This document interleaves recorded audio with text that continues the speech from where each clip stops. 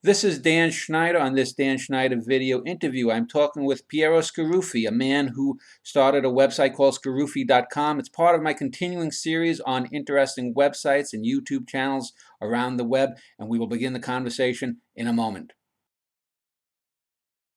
As I mentioned, my guest today is Piero Scaruffi. He has a website called Scaruffi.com.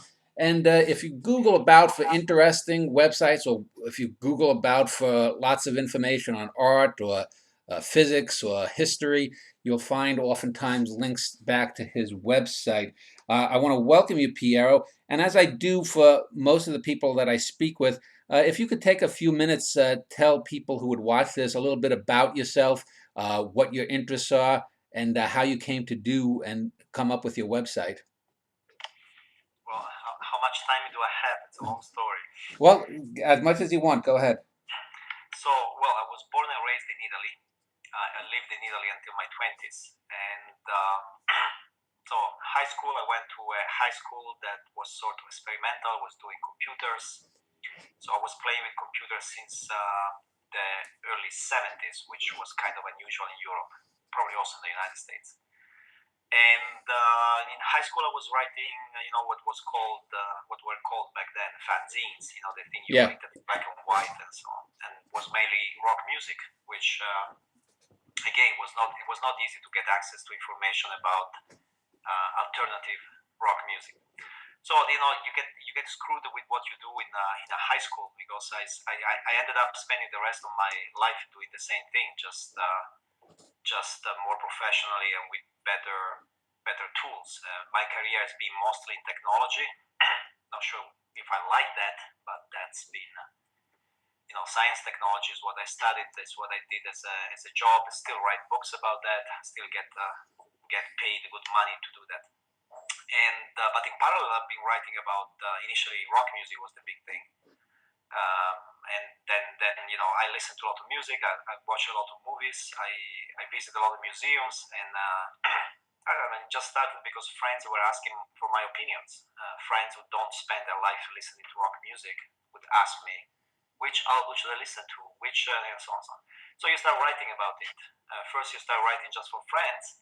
Then the internet comes. Internet. I think when I came here, it was still called ARPANET, and I had no clue that it would become. I take absolutely no credit for being one of the first people to do these things. I had no clue what would happen later.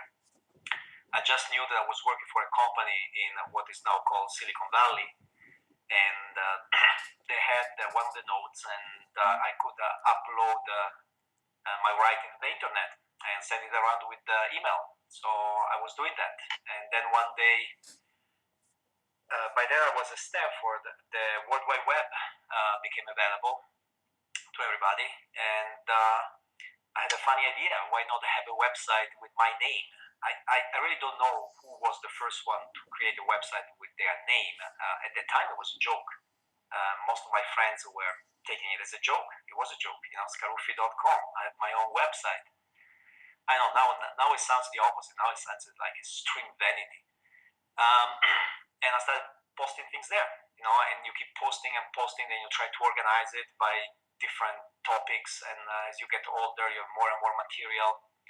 I guess probably I was one of the first people who had all their writing on the web. All my old writing was digital, was on floppy disks, and Yeah. I kept converting it to new formats. Then I'm stuck with the HTML. I don't think I want to do anything more sophisticated than that. It's good enough. So that's how it was born. Now you mentioned rock music and fanzines and stuff, and you're about a decade older than me. I was born in '65, and so you would have grown up, I guess, in Europe. Were you there during? I mean, were you a heavy metal fan? Were you like a David Bowie glam rock fan? What music first attracted you, and do you even recall, say, the first review or the first criticism that you wrote about rock music? Yeah, so that's interesting. I actually like more to talk about content about my website. So one reason I started writing, one reason I started listening to rock music is definitely not because of the stars. Actually, I thought and I still think that really misrepresents the whole field. And rock music was a very exciting phenomenon. It was the first social media, first of all. And I realize now in retrospect, it was the first way that kids all over the world, well, back then it was just the Western world, could exchange ideas, feelings, frustrations, sense of rebellion. You probably know the 60s, there was a lot of anger in Europe, in the United States were hippies. These movements spread through rock music. You know, a rock song, rock, define rock, but Bob Dylan, Blowing in the Wind, or The Who, My Generation, those were really, today we say going viral. Well, there was the first messages I can think of that were going viral, crossing borders, was really rock music. So it was an interesting phenomenon. And some of the music was really exciting. Some of the music, I was very familiar with classical music, and later I became familiar with jazz music and with avant-garde and so on. And I found a lot of rock music done by kids. That was amazing. And it was so far ahead and so intriguing. I mean, just at the personal level, I found it very interesting. I did not find interesting the rock music that was climbing the charts. So I've never been into the David Bowie's, Beatles, and who else was popular in the 60s. So that's why I started writing about it, because of course my friends didn't know about these people. I mean, even the Doors were not famous in Europe at the time. Jimi Hendrix was also sort of. I still have the little article published in an Italian magazine when Jimi Hendrix died. It was like 5 lines. This dude died. Who was it? So I started writing about this different kind of rock music, and particularly like at the time at the time I was mostly in instrumental rock music, where it was like 0.001%, right? So anyway, that's one reason why I started writing, because there was a lot of interesting stuff going on. I felt emotionally, and now I can rationalize it. At the time, I felt it emotionally that there was something important going on, but it was not the thing that the media were publicizing, and it was not the thing that the music industry was monetizing. Yeah, we Americans generally have a sort of skewed view of rock music. We think basically of Elvis and the early 50s being basically American. Then you had the British invasion here in America with a lot of the British bands of the 60s. Then come the 70s, came, glam rock, progressive rock, then disco and whatnot. I know I recently rewatched the film La Dolce Vita, the Fellini film, and there's a segment in there for about 10 minutes where there's rock music and they're dancing around, and this was made in 1959.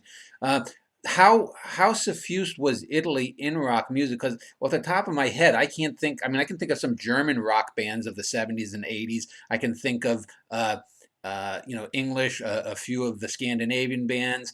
I can think of maybe one or two French bands, but you don't really think of Italy as having any rock music background. Was there any local musicians that were big in Italy, but that never made it big in, say, the UK or the US?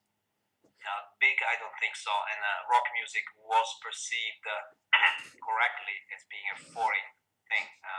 I'm sure there were plenty of Italian rock bands, but I suspect they were just imitating, they were just mimicking the British bands. I mean, of course, Britain being closer and being massively represented by the record industry in Italy, Britain had the strongest influence probably to this day. So it was a foreign thing. It was in English. You had to study. One reason that some of us studied English at the time. French was the second language. No? Some of us studied English also because we wanted to understand the lyrics of rock music. Rock music was in English, and I suspect that was true throughout continental Europe. The 70s, as you say, the 70s is when you started seeing continental rock music, especially Germany. And I was very fond of German rock music in the early 70s. And at the same time, there was a scene in Italy, France. I cover it in my books a little bit, but nothing that compares with I mean, the influence of British and the U.S. bands was colossal on rock music of the time. Yeah, before we move on to some more things about the website and how you started and things like that, let me just ask a couple more questions about rock music. Since if I Google your name, even though your website contains a lot of things, probably the most that people have written about you pertains to your opinions on rock music and your lists of the best ofs. So let me just ask a couple of questions since you obviously got a decades old purview of listening to music to draw from. The first is I've always thought that there's a tendency, and you may also note this in other things that you've looked at, arts and whatnot, what I call founder syndrome, meaning that someone who or some group that is perceived as the first person to have done something gets unfairly criticized in the positive, way beyond what they actually achieved, and often to the detriment of people who came a little bit later who may have gone further. In looking about, for example, you've written critically about the Beatles, and I would put them as a perfect example of what I call this founder syndrome, because I would say groups like the Who or Led Zeppelin, the Yardbirds, the Zombies, and a handful of other British invasion bands were just as good or better. Have you noticed that yourself, especially in rock music or in other areas that you've written about? I'm not sure I understand the question. Well, basically that the people who are perceived as the first, like the Beatles were considered the first band from England to break big in the U.S. I'm saying they got praised far greater than their actual accomplishment, to the detriment of some other bands like maybe the Zombies or the Hollies or the Who or the Yardbirds that were just as good or better. Have you noticed something like that? Well, of course but I don't I wouldn't phrase it. I guess the problem I have is with the way you phrase it. It just the record industry decides where to invest, and some people are more do better, especially in the old days, do better on TV than others, and you create mass market phenomenon. That happens with everything. I think of Hollywood movies; it's pretty much the same thing. So I just think there's one thing. One thing is what becomes famous, and one thing is what I personally think is more important. But that happens in everything. I mean, it happens with comic books, it happens with video games, it happens with literature to some extent. So then you find refuge in classical music, poetry, stuff like that, or even sports, because those tend to be more objective. Actually, there's less. It's actually amazing. The sport has so much commerce around it, but a great soccer player is just a great soccer player. You cannot Yeah. manufacture a great soccer player. It really depends on the skills and what the person does on the field. That's not true in entertainment in general, where the music industry and a lot of collateral factors can create a big phenomenon. I don't want to make names, but name names, but these days with there's still a lot of very famous singers and and actors, whatever, don't have particular skills. It's just somebody created a big phenomenon around them. So I would frame it differently. I would really frame it as there is an industry around these things. So we live in a capitalist world. Somebody has to make money out of these things, and that creates the distortion you were talking about. Let me ask you about rock music in young people, since you mentioned that a bit earlier. One of the things that I've noticed over the years is that a group that maybe is influential for 2 or 3 years after they quote unquote make it, they release 2 or 3 albums, and usually the best stuff, in no matter how long their career lasts, is usually on those first few albums. If you look at someone like the Rolling Stones, I mean, you don't want to see a 70-year-old man like Mick Jagger hopping around stage like he's 20. Even now, U2 is probably the best current example. That they've been around for about 30 years now, and they haven't written anything of any relevance to the young people. Do you think that rock and roll is fundamentally a 30 and under crowd phenomenon, and that when you get men who are 40 and 50 and 60 and 70 still playing their hits as if they're somehow relevant, that there's something kind of bizarre about that? that's a fascinating discussion. I've been trying to articulate this for a long time. I mean, it is true. Sometimes fans of this or that band complain with me, "Oh my God, you only review the first two albums and then you forgot about them." Well, I forgot about them because they didn't do anything exciting after the first two albums. and yeah, it's a really mystery. If you had asked me in the '60s, what will Van Morrison do when he's 70? I would have said, well, probably I don't know, write symphonies. Uh, Instead, it's the opposite, right? Eventually, even the most intellectual of them end up making less and less interesting music. The decline is sometimes really, in my opinion, is really sad. Yeah. Why? Again, I've been trying for. It's a mystery because what do they lack? I mean, if you get older, as they get older, they even have more money than they had when they started, so they could, I don't know. So one thing, the first album to this day has a big advantage. Usually the first album is the greatest hits. When the first album comes out, it actually collects music that they've been trying and rehearsing for 3, 4, 5 years and playing it. Initially they survive with gigs, so they keep playing the same songs over and over, refining them, and eventually make the first album. The second album, typically, why second albums suck? Well, because usually the first one was mildly successful. The record company puts pressure on you to do a second one, and you don't have the material, and so there's a lot of filler. So that's easy to understand. Why the 10th album or the 20th album still sucks? That's a different question, because obviously it doesn't happen with poets or classical musicians, right? They do their best stuff usually later in life. So that is a kind of a mystery, and I mean it's a good, a complicated question. It has something to do with the fact that rock music wants to be very, very different and provocative and energetic, and it's something you have when you're 20 and you don't have it in my age. Somehow, I mean, how many people, how many great musicians, rock musicians, who debuted in their 60s? Yeah. It just doesn't happen, right?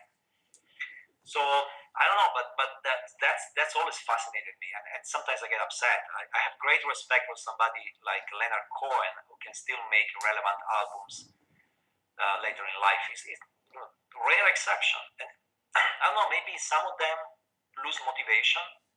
That's I really it's really hard to articulate. Well, we'll get back in our next segment a little bit more about your opinions about rock music and some other art forms and history and science and whatnot. But I want to end this segment just focusing for a few minutes on the website, because Scaruffi.com. When would you say was the first? When did it first go up? In the mid '90s or the late '90s? Yeah, I think 1995. 95. It existed before. It wasn't called Scaruffi.com. The year I got the domain name was 1995. I think it was the first year that anybody could get a domain.com. Yeah, I know. I put my website Cosmoetica.com up in '01, and I've got maybe about 16 or 1700 pages. I don't have a total count. How many pages do you think that you have on your website? I have to ask Google.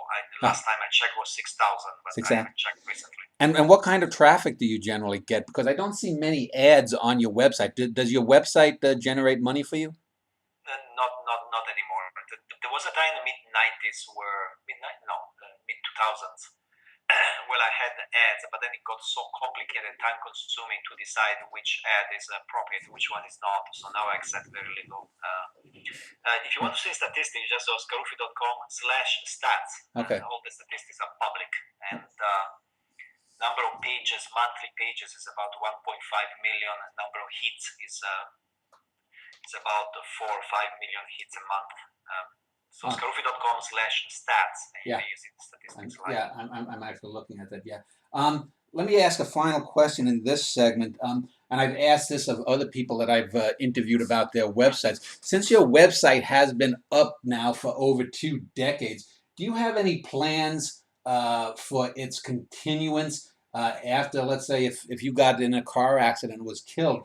Do you have contingency plans to keep it online and available for people to find by, say, bequeathing it to an estate or to a government agency? Because I know the Library of Congress does host some websites.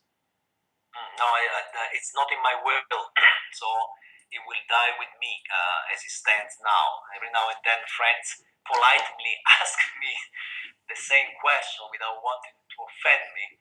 I guess once I'm dead, I have no particular desire of what people do with my text. Maybe I should make it explicit that once I'm dead, the text is public, anybody can use it, Mm. whatever.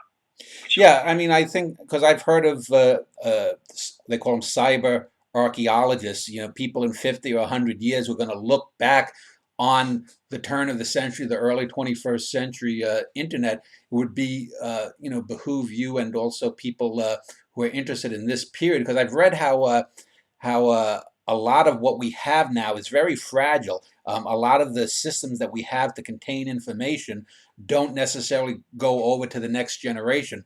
So I would just urge you that that's maybe something you might think of in the future. But let's end this segment. And in our next segment, I want to sort of take a little bit of a tour around your website. So if you can get the website up, and I want to go into, a handful of the segments, talk about some of the things that are there, opinions, how you come to those opinions. And we'll do that when we return. I'm back with Piero Scaruffi. He's the founder of Scaruffi.com. It's a website that has been around for over 2 decades, and he's got thousands of pages on all sorts of topics, from music to science to the arts to literature to history and other sorts of things.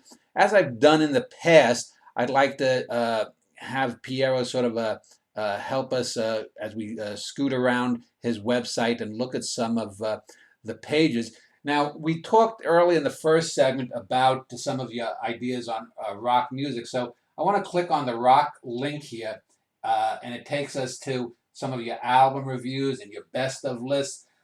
First of all, how many albums, for example, for a rock year do you listen to come up with a best of 10 list? And where do you get these albums? Are these things people give to you because you're now known as an album reviewer? Yeah, so so traditionally was the music labels. It was always a fight because music labels send you an album and then they expect a good review. Yeah. Which is why most albums are consistently reviewed as masterpieces, because Yeah. the reviewer is under pressure to say good things.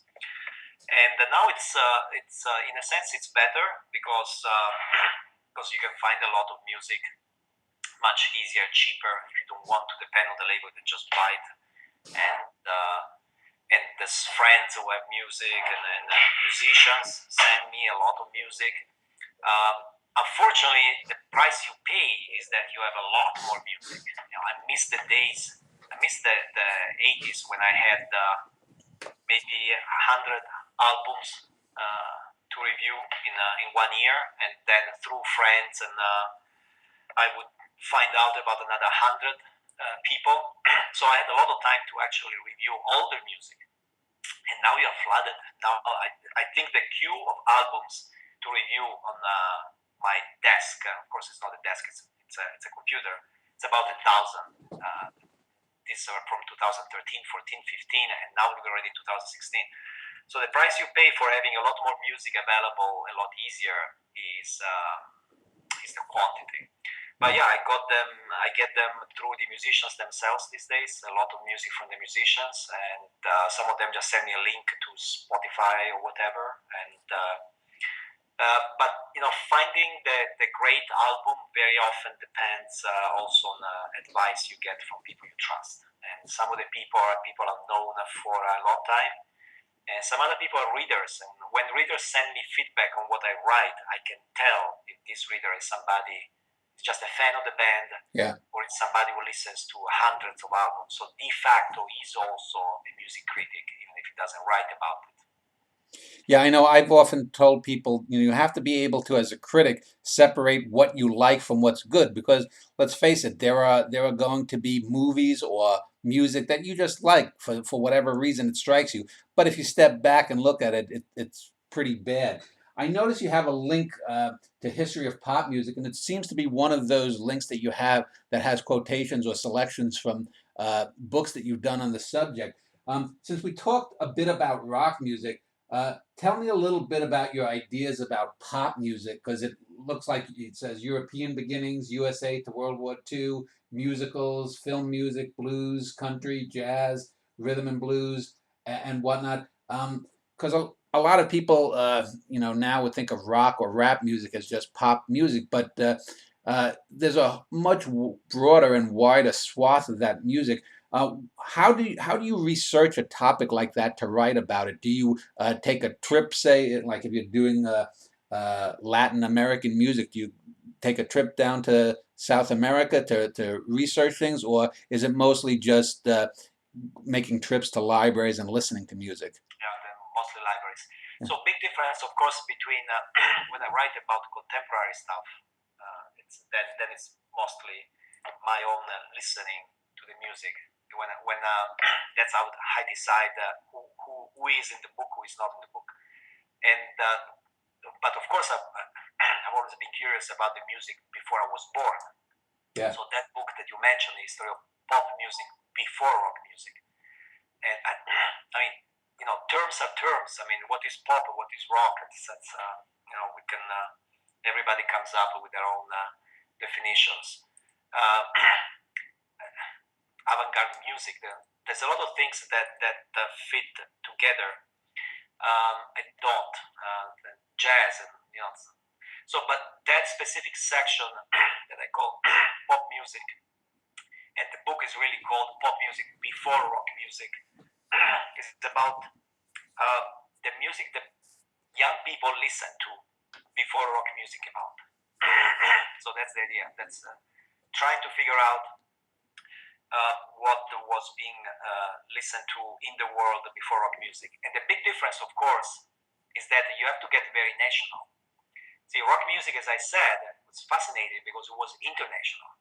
It was the Greek name is koine. It was an international phenomenon. And before rock music, you don't really have the international star. I mean, Frank Sinatra was extremely famous in the English-speaking world, Yeah. but not as famous as a singer in the non-English world. In the non-English world, there were extremely famous people in France, Germany, Italy, who were never famous at the other side of the border. Yeah. So then you have to get very national. And that mostly, I travel a lot to the countries mentioned in that book, but honestly, when I travel, it's kind of pointless because now everybody's listening to the same music. And let me say, very often it's listening to the same junk.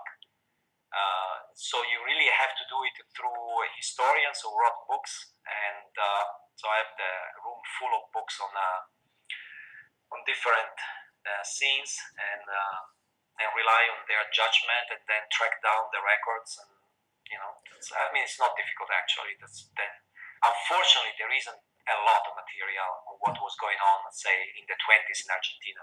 Well, let me just ask you this, since I probably know more about European film culture than I do about European musical culture, but you make a point about international fame. I know that if you went back, say, 50 years ago and asked your average American film goer, they'd probably have little idea who someone like Alain Delon was, even though he was one of the biggest movie stars in all of Europe at the time.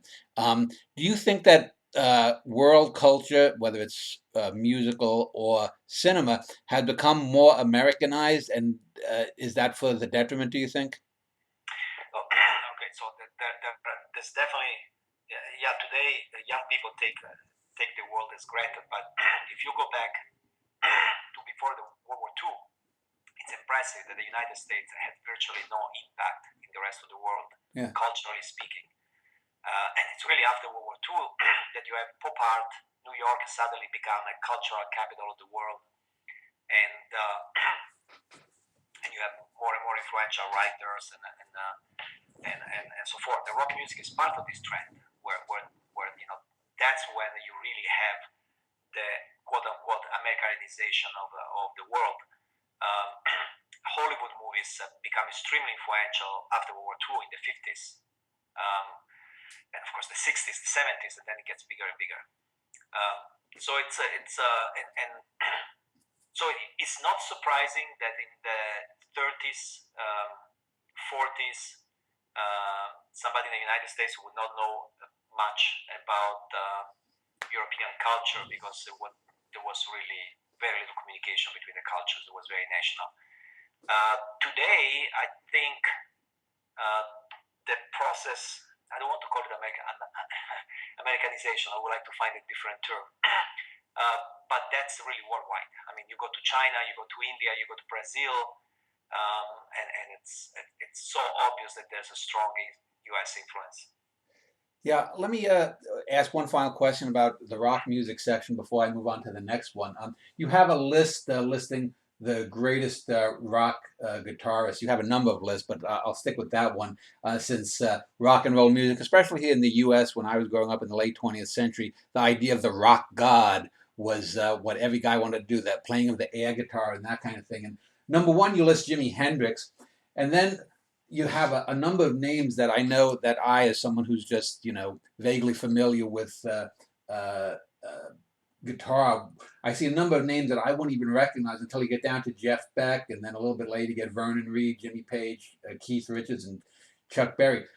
First off, I guess two questions. Number one, how do you come up with such a list? Is this just, well, here are the top 40 or 50 guitarists that I think of, or would you actually say that number one, Jimi Hendrix, that you would say, well, he's better than number 6, what is it, Keiji Hayano? I guess that sounds Japanese.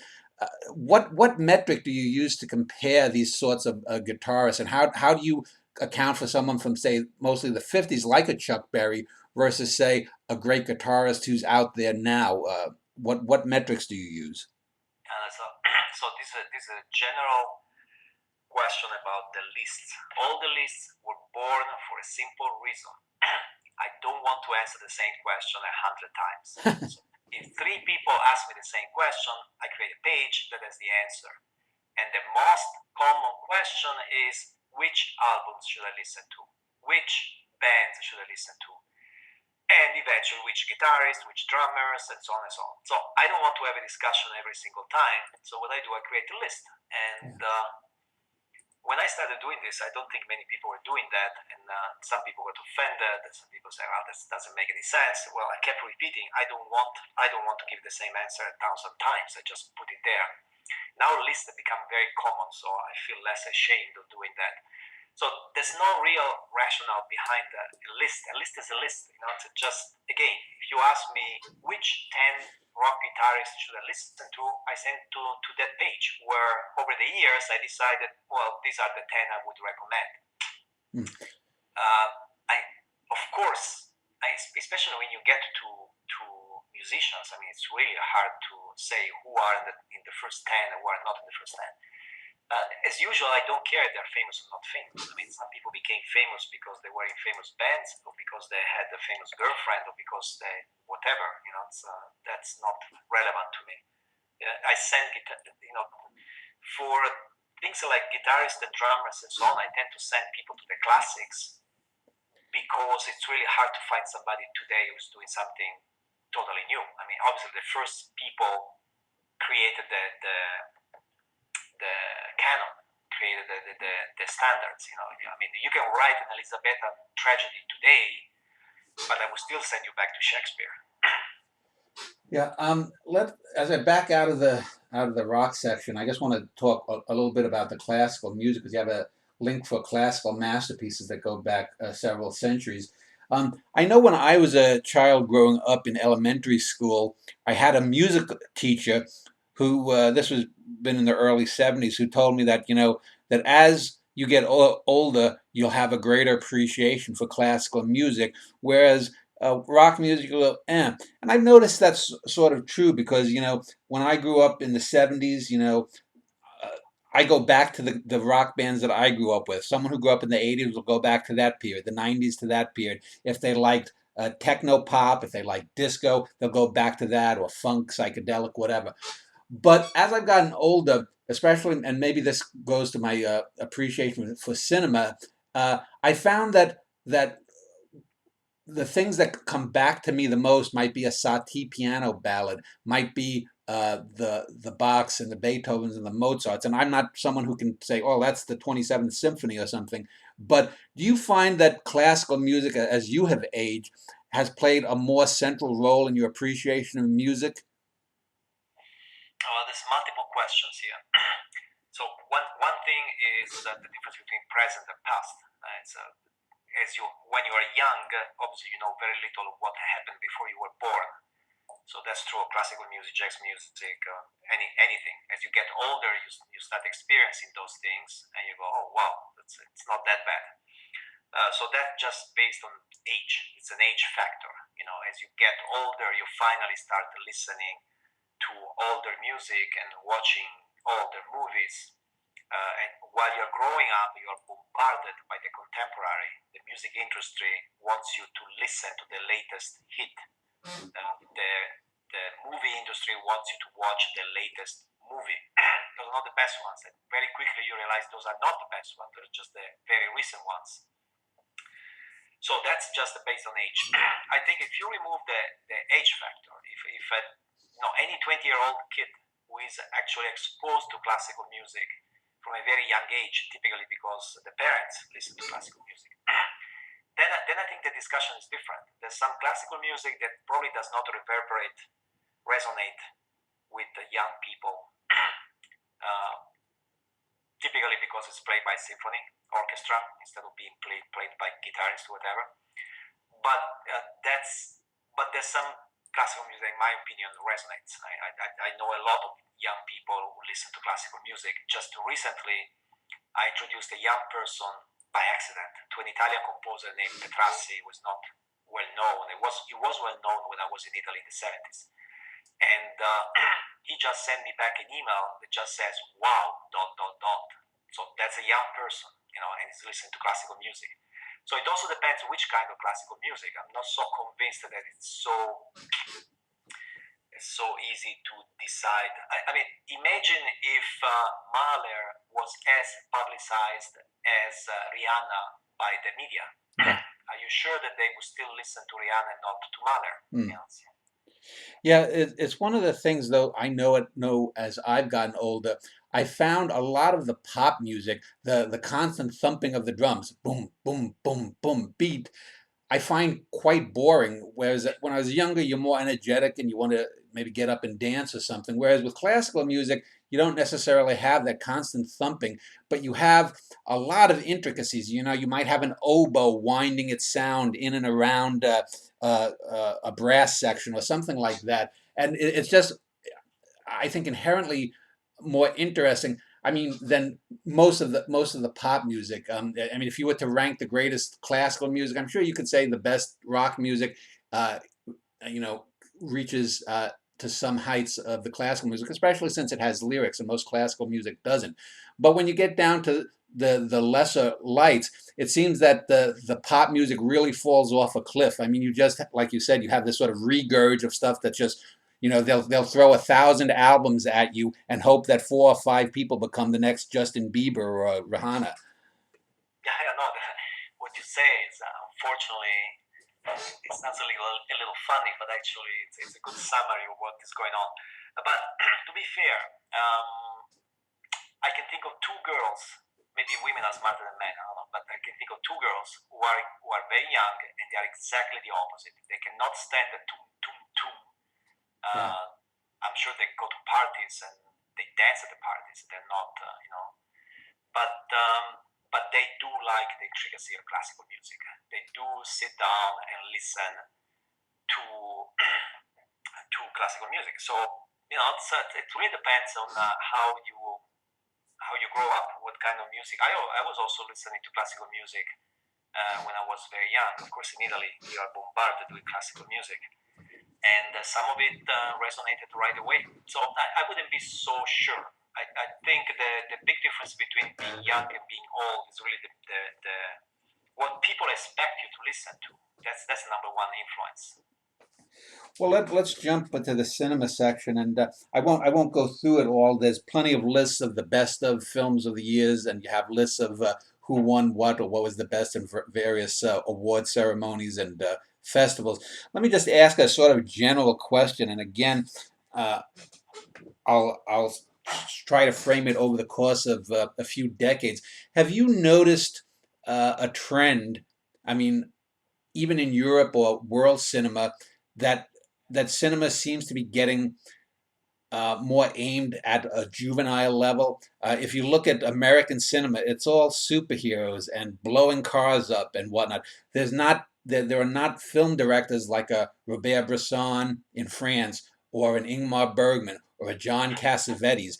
That everything seems to be geared towards people between the age of 15 and 30, whereas someone your age in the early 60s or my age in the early 50s, who wants adult cinema, not meaning pornographic, but adult, intelligent, stories about people living real lives, coming to crises and how they deal with them philosophically and whatnot.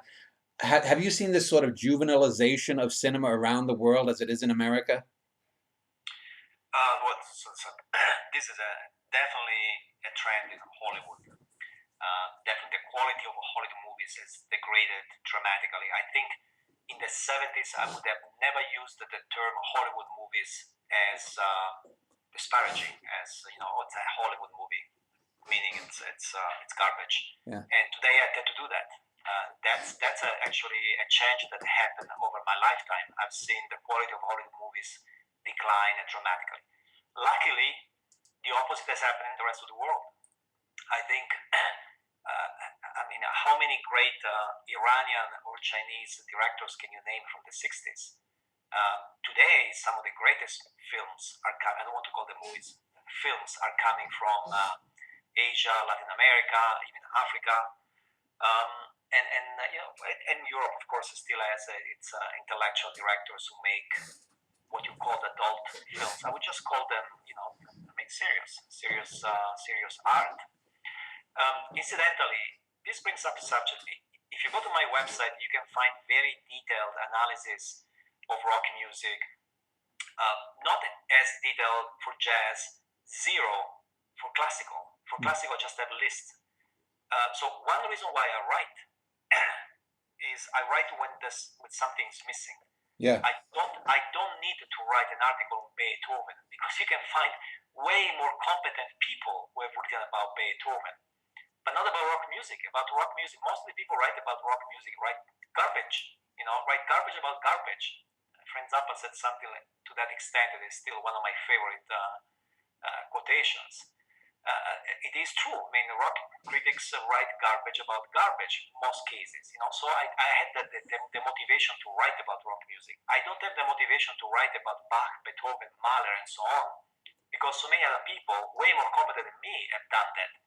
I have the motivation to write about avant-garde music. So if you go at the avant-garde, you will find some analysis, because some of the avant-garde musicians don't have enough coverage.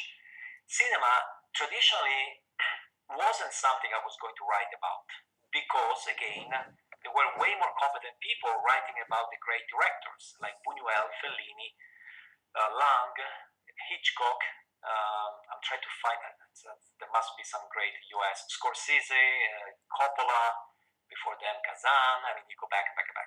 So there were a lot of great writers writing about great film directors. Today, in this country, things are changing. So I find the motivation to write because now Hollywood movies tend to be such low quality. I don't know if it's because they target a young audience or not, but just the quality is so low. I mean, you have Spider-Man at number 25. That I find the motivation to write about the films who are decent. There's a lot of stuff that is very interesting in cinema that is not Spider-Man number 25. Yeah, I know 2 points. I know that I've often told young people who send me their poems or other things for criticism on their writing, I often say to them, when you're writing, if you're writing something generic that 1,000 other people have written and written better, why do you feel a need to write it? You have to write about something that you can bring a perspective to. And regarding to films, the last film I saw was a few weeks ago with my wife, this Leonardo DiCaprio film called The Revenant, and it's because someone had sent us a card for free movie tickets or whatnot. So, okay, I went. And I don't know if you've seen that film. It's based on a real life event that happened 200 years ago. They got a lot of the facts wrong. They Hollywoodized up the film. It's about a guy who's basically screwed over by a couple of his friends, left for dead in the wilderness, and he comes back. In real life, the guy, Hugh Glass, doesn't go after revenge. He lets the people live, and he learns a powerful lesson about forgiveness and about how to move on with his life. In the goddamn movie, they make it into a Michael Bay kind of thing set up in the woods where it's a to the death fight, and he kills the guy who killed his son, and in real life he didn't have a son, and it's just everything is made to make the film really bad. And yet, if you look at Hollywood, they're saying, "Oh, it's such a great film. Leo is so great in it." But in 10 years, we'll look back at a film like that the same way you look back at a Brokeback Mountain or a Crash and see that these are just weak, babbling little films. And yet today, most of the film critics, they don't see that kind of thing. Yeah, so now you see why I got the motivation to write more about cinema, and I want to find the time to write a history of cinema. Now I'm really serious about writing a history of cinema. This for my website because especially young people, they do have to understand to find out that there were great films and there were great thinkers making films, and there still are. Just in this country, they're becoming an extinct species. But outside this country, there's a lot of very interesting stuff going on. Unfortunately, the other thing is that Hollywood has brainwashed people into thinking that a film has to look like a video game, has to have Yeah. all the special effects and loud music. And then you watch a film made in Iran with $10,000, Yeah. which is a fantastic film, but unfortunately it doesn't have the special effects. And in some cases, it's black and white. Well, I'll tell you, there's no film with special effects that sticks in my mind as much as the old Louis Malle film, My Dinner with Andre. And there's the scene where Andre is describing how he's being buried in a Polish forest or something by these people, and they're doing some kind of ritual about him. And yet, even though they don't show that on screen, in my mind, he describes it so vividly that I have a picture of my mind of that character being buried. Whereas I could watch Fast and the Furious 23 and see a thousand car explosions. Not a one of them would affect me in the same way. Yeah, yeah. So if you start writing about these things, then you will understand how somebody like me became famous for criticizing Elvis Presley, the Beatles, Michael Jackson, and so on, because you start writing these opinions against what the vast majority of people find pleasant, entertainment, and they grow up with, and then you find yourself being the contrarian. But I agree with you, and I think there's somebody has to do that job. Somebody has to talk about the rest of cinema, which is not garbage, which is has great things to say, is still saying it. I think there are actually more great films to watch today than there were in the 60s and the 70s. You just have to forget the Hollywood propaganda. Now, I look at your travel section. That mostly has places you've been and photos and stuff. So I want to skip over that and go to your politics and history sections. What motivated you to write about history and politics? Because they basically, in a sense, politics today is the history of tomorrow. Um, what is your basic worldview then of sort of human society? What things recur in your writings about human history? Do you focus mostly on the wars or the great men of history? Do you focus more on the little, sort of butterfly effect things where one little event may have had a great impact 200 years later? What is your general worldview when you write about it? Yep, it's a butterfly effect in a sense. So I think it probably started with rock music. That as I said, it was a fascinating historical phenomenon. It's really hard to find the precedent, something that went viral all over the world, and it was generated by young people. The social class for young people didn't exist before the 50s. Anyway, whether I started with rock music or something else, I became more and more of a cultural historian, but about culture. Of course, the history of wars dictators, kings, presidents is important, but I certainly don't think it's the whole of history, and I don't think it's actually as important as the other history that is less documented, but it's the history of how people lived, of the things that happened and that shaped the society. Some of it is documented. It's the philosopher, the religions, of course, some of the economic facts that happened. But there's a lot of stuff that you can tell in retrospect was so influential in changing the world. I mean, take your own country. I mean, if you try to explain how the United States became the world superpower, it's really difficult just based on wars. The United States lost a lot of wars, and one of the bloodiest wars fought by the United States was a civil war. And it started with 13 poor colonies. People get offended when I say that, but one reason Britain let those 13 colonies declare independence was because they were poor. Britain did not let Barbados go independent because Barbados was rich, sugar economy. And then these 13 poor colonies become the world superpower. How did that happen? It's not enough to just say, oh, they fought some wars and won them. Yeah, actually, the United States lost a lot of wars, all the way to recently in the Middle East. But they became the world superpower, and that's not because of the wars. That's not because of some dictator who went, Alexander style, conquering the rest of the world. But the United States has been reluctant to annex territory over the last century. You really have to study the impact what was the Industrial Revolution in the United States? It was rural. It came from the prairies. It didn't come from places like Manchester. Electricity did something in Germany, but did something completely different in the United States. The revolution of appliances, so all this coal, steel, all these things have a long story to tell that really changed society, eventually created a society where people are very inventive, very individualistic at the same time. So many different factors come in, and then you explain why the United States becomes the world superpower, even if you go back 100 years, Britain, Germany, they had things that this country didn't have. So cultural history to me is very important. So I started writing about the cultural history because, again, I couldn't find great historians who had written about the cultural history. And as you do that, it's inevitable that you start reflecting on what's happening today. And today people sometimes use a different kind of filter to understand what is going on. And I use a different filter, like people don't like me to talk about the Islamic wars because it's politically incorrect. But to me, it's World War IV. There was World War I, World War II, then World War III was the Cold War, and World War IV is the one that so many countries are fighting against the Islamists.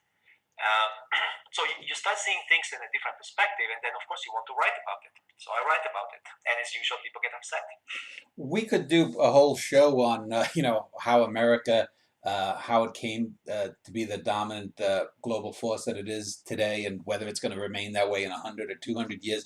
But let me just sort of step back a little bit and just ask you, what trends do you discern in the current day that say by the end of your lifetime or my lifetime or by the end of this century, do you think will become dominant? Do you think that, and I know you've done computing and whatnot, do you think that something like artificial intelligence is going to be the thing that's going to change culture more so than, say, the need for resources around the world? A lot of people have said there are going to be wars for fresh water. What do you think is going to be the prime mover of society globally in the rest of the century?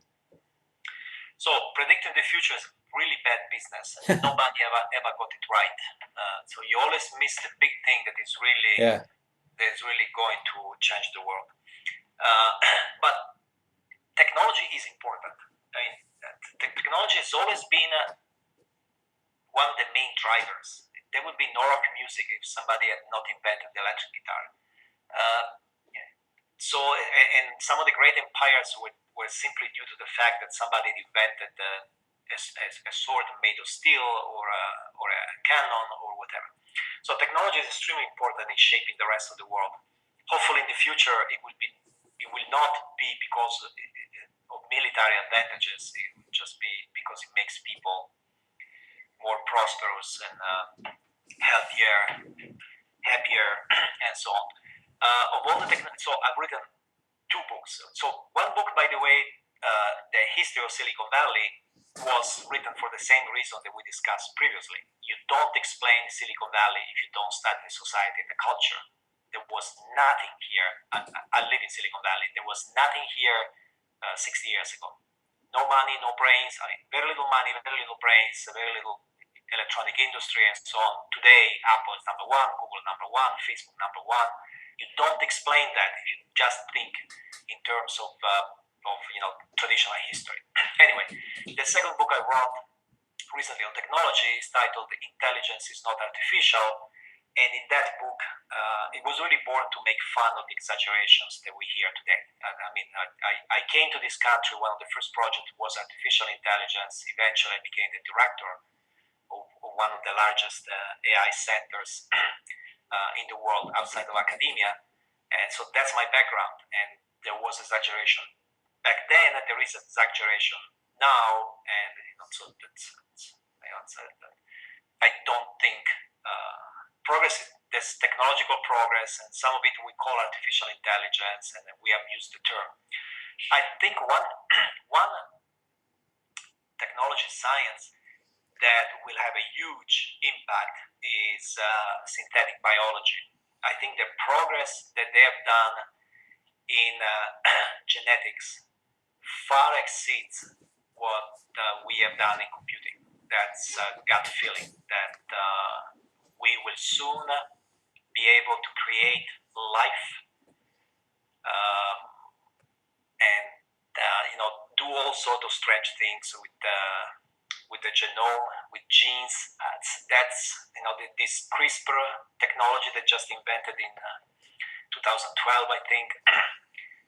These things will have a huge impact on. Are you talking about things like 3D printing of body organs? Like, let's say if you were in a car accident and you lost your liver or both of your kidneys, that they could 3D print, say, your kidneys again from, say, a stem cell?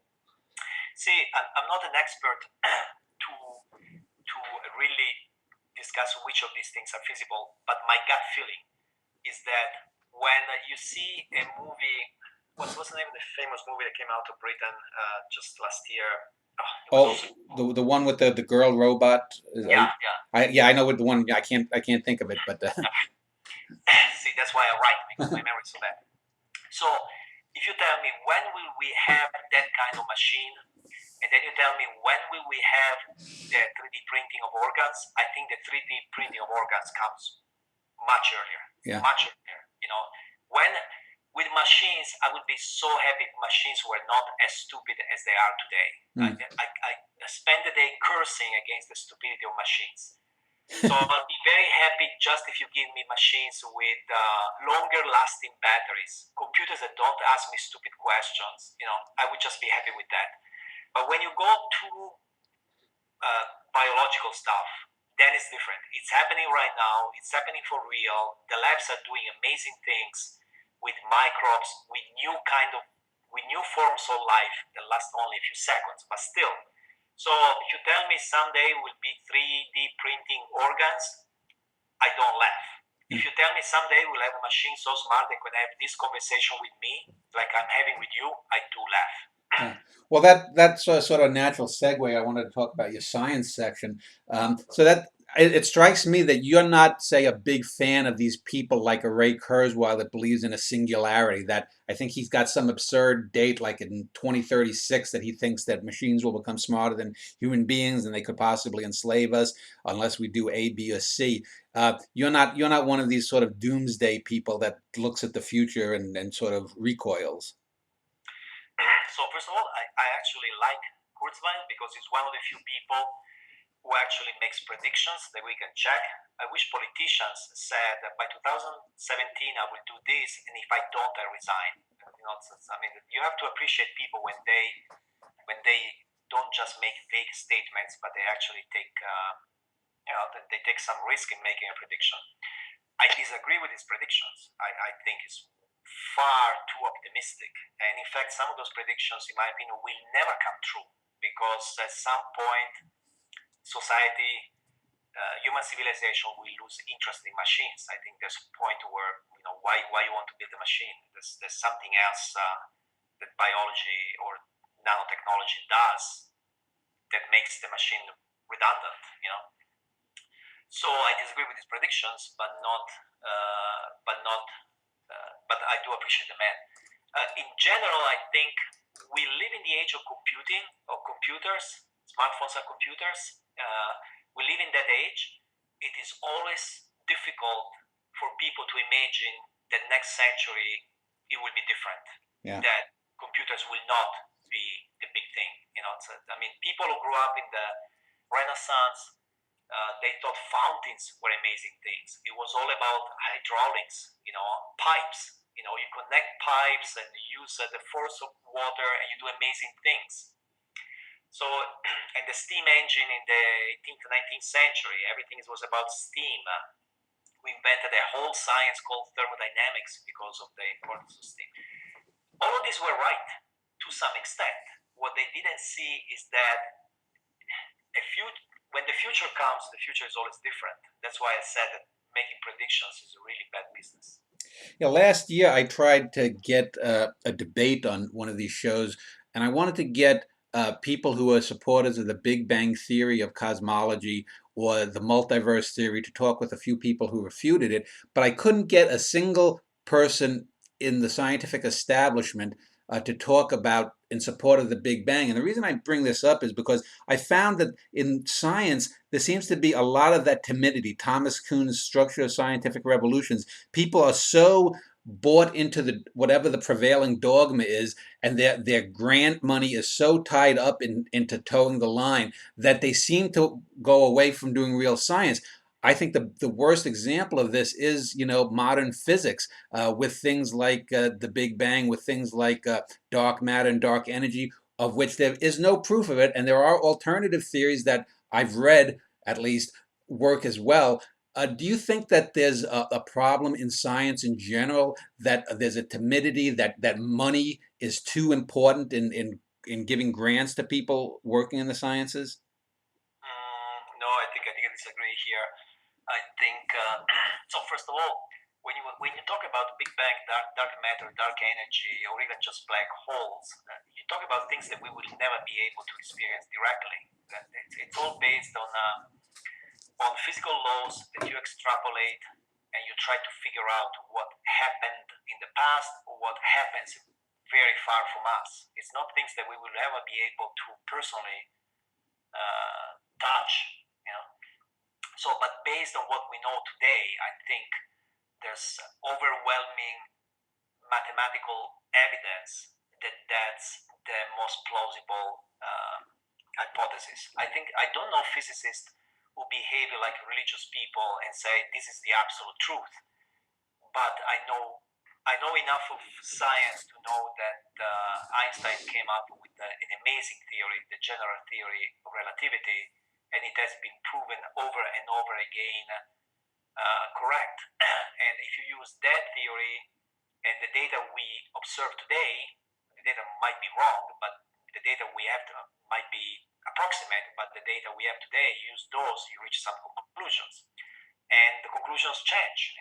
Again, I don't know any physicist who thinks that we are absolute truth. Just think of the expansion of the universe. Just 10 years ago, we found out it is accelerating, something that Hubble didn't know, and of course Einstein didn't know, and that changes a few things. So the data can change. Of course, somebody will eventually come up with a better theory than relativity, because that's the history of human civilization. Somebody will find something that works a little better. But I think based on what we know today, it is really hard to come up with different conclusions. People who come up with different conclusions usually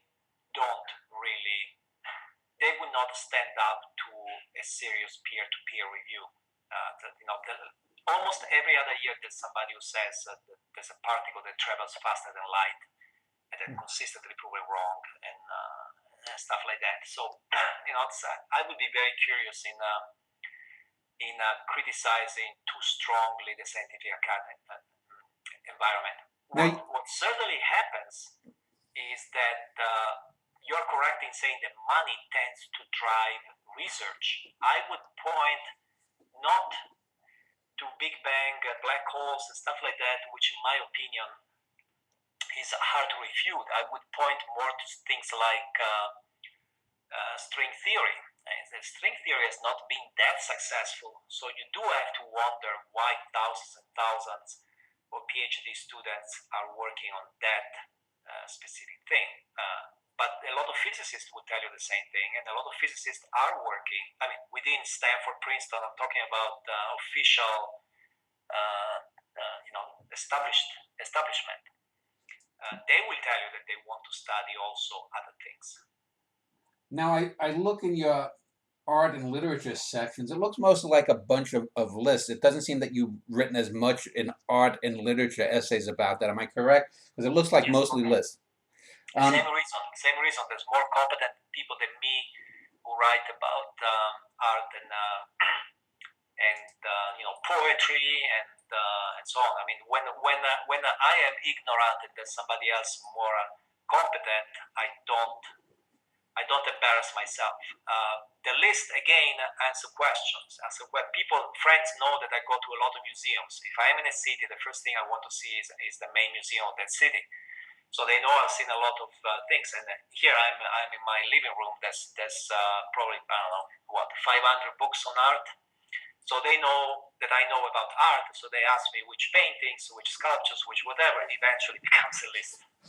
The final section that you have is philosophy, and you've written some of your own essays, and you also list some of the philosophers.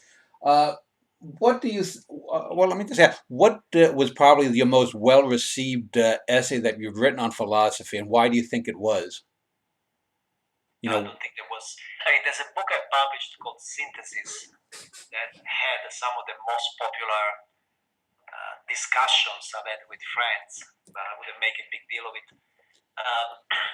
Philosophy is very interesting, but I want to write more about philosophy because philosophy is one field where I disagree with many of the books that are published. I think some of the very famous philosophers are, can I use the word overrated? Just because you write in a way that is difficult to understand, it doesn't mean you're a great philosopher. And some of the people who are not considered philosophers are philosophers to me. So if you say interesting things about technology, you are a philosopher, even if you don't teach philosophy at Princeton. Yeah, well, most philosophers are bad writers. I often tell young people that philosophy is just ideas. Art is ideas put in motion. You're putting the ideas or you're putting into service the ideas to something greater in art. Whereas I can more easily tell you what a Walt Whitman might have thought about A, B, or C than I could some ancient Greek philosopher who's maybe got a handful of aphorisms. Well, let's end this segment, and in our final segment, I just want to come back and ask you what you have planned in the future and give you any final closing remarks, and we'll do that in a moment.